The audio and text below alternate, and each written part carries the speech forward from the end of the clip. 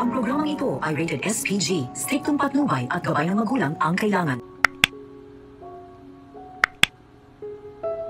Nag-alala na nga ngayon, ito nga si Lucy, na ano nang nangyari sa kanyang asawa dahil 24 oras na ay hindi pa rin nahanap itong si Darius.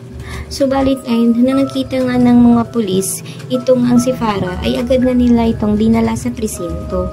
At hinahanap nga ni Lucy at tinanong nga niya itong ang si Farah kung nasaan raw ang kanyang asawa na si Darius dahil nakita umano nila sa CCTV camera na tinangay raw niya itong si Darius. Todo tanggi pa rin naman itong si Farah na wala siyang kinalaman at wala siyang ginawa dito kay Darius dahil wala umano siyang lakas upang gawin ito dahil kakapanganak pa lang niya. Hindi naman naniniwala itong si Lucy na wala siyang ginawang masama dahil kitang-kita nga at siya lang naman pala talaga ang may gagawing masama dito kay Darius dahil malaki nga ang gusto niya dito.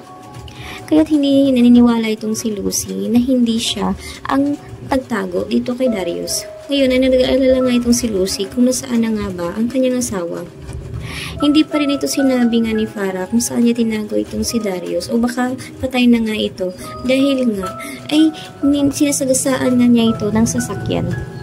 Kaya alalang-alalang itong si Lucy kung nasaan na nga ba ang asawa niya dahil na rin sa ginawa ni Farah dito nga sa kanyang asawa. Kaya ngayon ay hinahanap pa rin ng kapulisan kung nasaan na nga ba talaga itong si Darius dahil ilang oras na hindi pa rin ito nakauwi.